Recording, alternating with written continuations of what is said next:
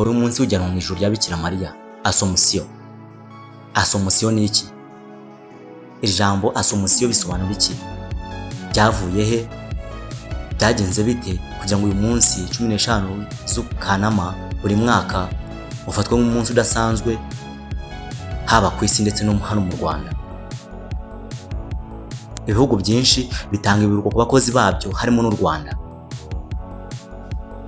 Uyu munsi nibyo tugiye kuvugaho. Naho njye mwumva kuri izi mikoro ni Nsengiyumva Ignace aka Le Primiste, l'Enfant de l'Afrique. Assomption ni umunsi ukomeye ku bakristo, ukaba wizihizwa kuwa 15 Kanama buri mwaka. Assomption biva ku ijambo ry'Ikilatini Assumptio, bisobanura kujyanwa cyangwa kuzamurwa. Ese uyu munsi uvuze iki ku idini Gatolika? Buri mwaka tariki 15 Kanama ni itariki ngaruka mwaka kuri buri mukristo Gatolika.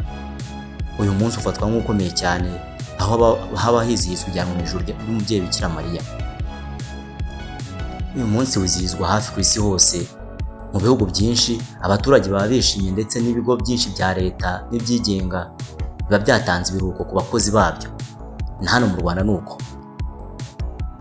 Hano mu Rwanda benshi baba biteze ko haza kugwa imvura bita y'umugisha, nubwo hari n'abandi bavuga ko imvura yari hasanzwe n'iby'amadini bitaraza mu Rwanda. Nk'uko inyandiko zibyerekana, uyu munsi wizihizwa cyane na Kiliziya Gatolika, ariko ngo hari n'andi madini y'aba Orthodox na Anglikani awizihiza. Nta gushidikanya uyu munsi benshi mu bawemera ndetse n'abawizihiza baba bizeye ko ari wo Bikira Mariya, Mariya nyina wa Yesu, yajyanywe mu ijuru. Ese Bibiliya ibivuga iki? Bibiliya ivuga iki kuri uyu munsi? Muri Bibiliya ni ahantu hagaragaza uburyo Bikira Mariya yajyanywe mu ijuru.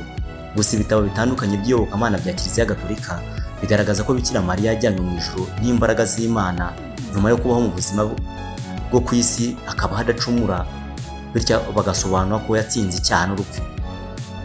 Hari abifashisha amasomo yo mu Banyakorinto ba mbere umutwe wa 15 umurongo wa 54 ndetse no mu ntangiriro umutwe wa 3 umurongo wa 15 basobanura ibyo kujya mu ijuru kwa Bikira Mariya nyuma yo kurangiza ubuzima bwe hano ku isi. Ugende uhasome. Ninde watangiye iki gikorwa cyizihizwa ry'uyu munsi? Iyo bigeze ku ngingo zimwe mu nyandiko zerekana ko imyemerere ijyanye n'ijyanwa mu ijuru rya Bikira Mariya yazanywe bwa mbere ku isi na Papa Pio wa 12 mu 1950, ashyiraho ihame ryo kwizihiza uyu munsi. Iki gihe Papa Pio wa 12 yaragize ati: mu bushobozi bw'umwami wacu Yesu Kristo, ari nawe mwami w'intumwa Petero na Paulo, no mu bubasha bwanjye bwite, ntangaje ku mugaragaro iri teka ritagatifu ku mubiri wa Bikira Mariya n'umwuka we byazamuwe mu ijuru nyuma y'uko arangije ubuzima bwa hano ku isi. Urujijo ruri muri iri hame ryavuzwe na Papa Pio wa 12 ntabwo ryasobanuye neza niba Bikira Mariya yarajyanywe mu ijuru abanje gupfa cyangwa niba yaragiye mu ijuru adapfuye. Gusa mu mpera z'ikiganiro turaza kuvuga kuri iri hame ry'ijyanwa mu ijuru rya Bikira Mariya. Ku bijyanye n'iri jyanwa mu ijuru rya Bikira Mariya, benshi tubyizihiza, ariko nta mushumba wa Kiliziya Gatolika n'umwe wigeze avuga ko Bikira Mariya yabanje gupfa mbere yo kujyanwa mu ijuru. Abakristo Gatolika benshi bizira ko yajyanywe mu ijuru adapfuye. Ku rundi ruhande, bamwe mu bakristo Gatolika mu burengerazuba biganje mu ba Orthodox bemera ko Bikira Mariya yapfuye, ariko nyuma yo gupfa akazuka hashize iminsi 3 akakirwa n'ijuru nk'uko byagenze ku muhungu we Yesu Kristo. Nubwo hari n'abahamya ko Bikira Mariya atigeze apfa. Hari inyandiko ivuga ko Kiliziya Gatolika ifata igice cya 12 cy'ibyahishuwe n'ibyanditswe bisobanura ijyanwa mu ijuru rya Bikira Mariya. Kujyanwa mu ijuru rya Bikira Mariya, hari abavuga ko ari impano yaturutse mu ijuru y'uko yabaye nyina wa Yesu, ndetse benshi bizera ko kujyanwa mu ijuru kwa Bikira Mariya bishimangira isezerano rivuga ko abakiranutsi cyangwa se intungane bazajyanwa muri paradizo ku iherezo ry'ubuzima bwo munsi. Hirya no hino ku isi, abakristo benshi bizera ko ibara ry'ubururu bw'ikirere ariryo ryagenewe kwambarwa kuri uyu munsi kuko rifite isano n'ijuru ndetse no kwemera n'ukuri.